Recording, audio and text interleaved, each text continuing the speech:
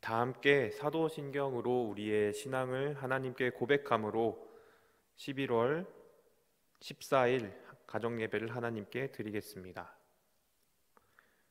나는 전능하신 아버지 하나님, 천지의 창조주를 믿습니다. 나는 그의 유일하신 아들 우리 주 예수 그리스도를 믿습니다. 그는 성령으로 잉태되어 동정녀 마리아에게서 나시고 본디오 빌라도에게 고난을 받아 십자가에 못 박혀 죽으시고 장사된 지 사흘 만에 죽은 자 가운데서 다시 살아나셨으며 하늘에 오르시어 전능하신 아버지 하나님 우편에 앉아 계시다가 거기로부터 살아있는 자와 죽은 자를 심판하러 오십니다. 나는 성령을 믿으며 거룩한 공교회와 성도의 교제와 죄를 용서받는 것과 몸의 부활과 영생을 믿습니다. 아멘. 함께 기도드리겠습니다. 사랑의 주님, 어느덧 한 해의 추수를 감사하는 시간이 되었습니다. 사회적 모임과 교회의 대면 예배가 재개되는 가운데 전염병과 질병으로 여전히 신음하고 아파하는 사람들, 성도님들이 계십니다. 주님께서 그들을 안위하시고 치료의 손길로 지켜 보호하여 주시길 원합니다. 다시 시작되는 대면 예배 가운데 이전과 동일한, 이전보다 더한 은혜가 있게 하시고 또 회복이 있게 하여 주시옵소서. 오늘 가정 예배를 하나님께 올려드립니다. 이 예배의 말씀이 우리의 삶과 가정과 일터 가운데 잘 적용되는 그런 예배가 될 수 있도록 주님 주관하여 주시옵소서. 예수님 이름으로 기도드립니다. 아멘. 오늘 하나님께서 우리에게 주시는 말씀은 출애굽기 39장 1절에서 5절까지의 말씀입니다. 출애굽기 39장 1절에서 5절까지의 말씀입니다. 하나님의 말씀을 봉독하겠습니다. 그들은 여호와께서 모세에게 명령하신 대로 청색, 자색, 홍색 실로 성소에서 섬길 때 입을 정교한 옷을 만들고 또 아론을 위해 거룩한 옷을 만들었더라. 그는 또 금실과 청색, 자색, 홍색 실과 가늘게 꼰 배실로 에봇을 만들었으되 금을 얇게 쳐서 오려서 실을 만들어 청색, 자색, 홍색 실과 가는 배실에 섞어 정교하게 짜고 에봇에는 어깨 바지를 만들어 그 두 끝에 달아 서로 연결되게 하고 에봇 위에 에봇을 매는 띠를 에봇과 같은 모양으로 금실과 청색, 자색, 홍색 실과 가늘게 꼰 배실로 에봇에 붙여 짰으니 여호와께서 모세에게 명령하신 대로 하였더라. 아멘. 이는 살아계신 하나님의 말씀입니다.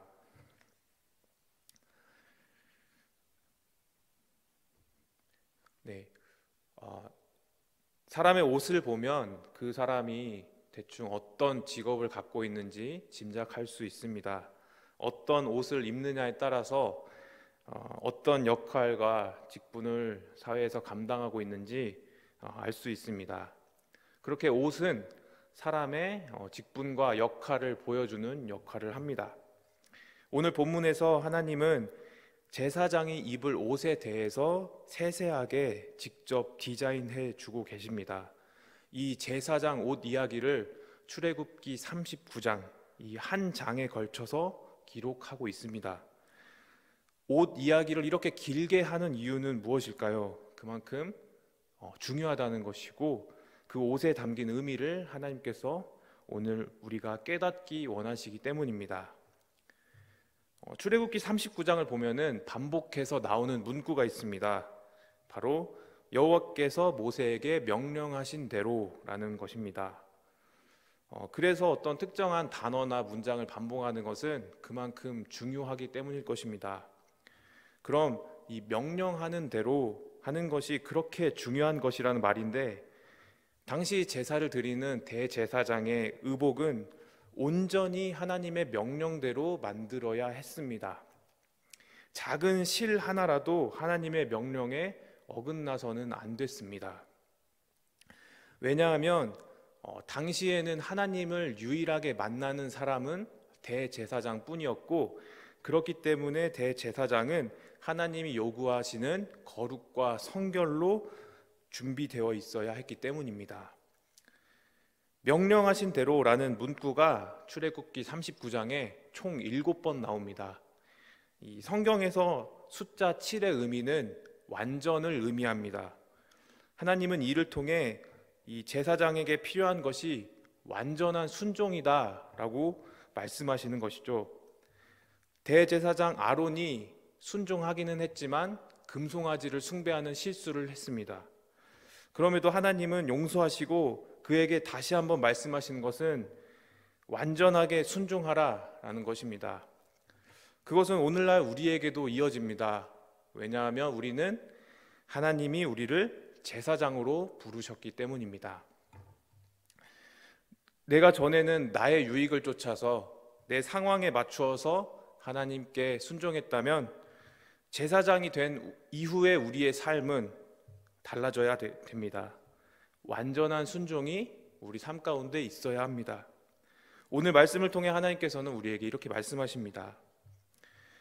사랑하는 성도 여러분, 어떤 마음으로 예배를 들으시고 말씀을 보십니까? 갈수록 교회라는 공간이, 예배라는 이 공간과 시간이 희미해져 갈 때 더욱 분명하게 우리가 예배의 시간과 공간의 영역을 지켜가야 됩니다. 거룩하라는 하나님의 명령을 완전히 순종하는 그런 교회가 되길 소원합니다. 언제 어디서든지 새롭게 주실 하나님의 은혜를 사모하면서 마음을 다해서 사모하십시오. 하나님은 우리의 그런 모습을 기쁘게 받으실 것입니다. 오늘 본문을 또 살펴보면은 에봇이라는 제사장의 옷의 형식과 재료, 제작 방법이 나와 있습니다. 근데 알고 보면은 출애굽기 36장에서 성막의 재료와 형식과 제작 방식과 동일하다는 것을 알 수 있습니다. 출애굽기 36장에도 청색, 자색, 홍색 실과 가늘게 꼰 배실로 휘장을 짜고 그 위에 그룹들을 정교하게 수놓고라고 기록되어 있습니다. 이게 무슨 의미일까요? 제사장의 옷은 성막의 축소판이다라는 것입니다. 성막은 하나님의 임재가 머무는 곳입니다. 그렇다면 옷이 성막이라는 것은 무슨 의미일까요? 성막의 축소판인 옷에도 하나님의 임재가 머문다는 것입니다. 고린도전서 3장 16절입니다. 너희는 너희가 하나님의 성전인 것과 하나님의 성령이 너희 안에 계시는 것을 알지 못하느냐. 다시 말해서 우리 몸이 하나님의 임재가 머무는 그리스도의 성전이라는 것입니다. 그러니까 우리 몸을 어떻게 써야 될까요? 그리스도의 성전답게 써야 될 것입니다. 세상에 살면서 우리 몸이 그리스도의 그런 거룩한 성전으로 쓰이지 못할 때 거부 반응, 불편함이 나타나시면 감사하십시오. 그것은 성령이 우리 안에 계셔서 우리가 하나님의 성전임을 깨닫게 하시는 것이기 때문입니다. 이전에는 아무렇게나 아무 생각 없이 살아갔다면 오늘 말씀을 기억하며 우리 몸이 성전인 것을 기억하면서 이 시대의 진정한 거룩한 제사장으로서의 삶을 살아가시길 바랍니다. 그 거룩은 다름 아닌 나에게 초점을 두며 살아가는 것이 아니라 함께 살아가는 주변의 필요에 관심을 두고 그것을 채우는 사랑을 실천할 때 우리가 조금씩 거룩해지는 것입니다. 이 거룩의 축복이 우리 성도님들에게 가득하기를 소망합니다. 기도드리겠습니다. 우리를 거룩한 제사장으로, 거룩한 나라로 부르신 주님, 이 시대의 제사장의 옷을 입은 우리가 우리의 몸이 거룩한 성전인 것을 기억하며 우리가 언제 어디서나 주님께 완전한 순종하기 위해 몸부림치며 살기 원합니다. 우리가 죄로 얼룩진 세상을 회복하는 하나님 나라의 통로로 사용되어지기 원합니다. 제사장의 정체성을 인식하며 주님이 주신 소명이 무엇인지 발견하고 그것에 순종하는 휴경교회 교우들 될 수 있도록 도와주세요. 예수님 이름으로 기도드립니다. 아멘.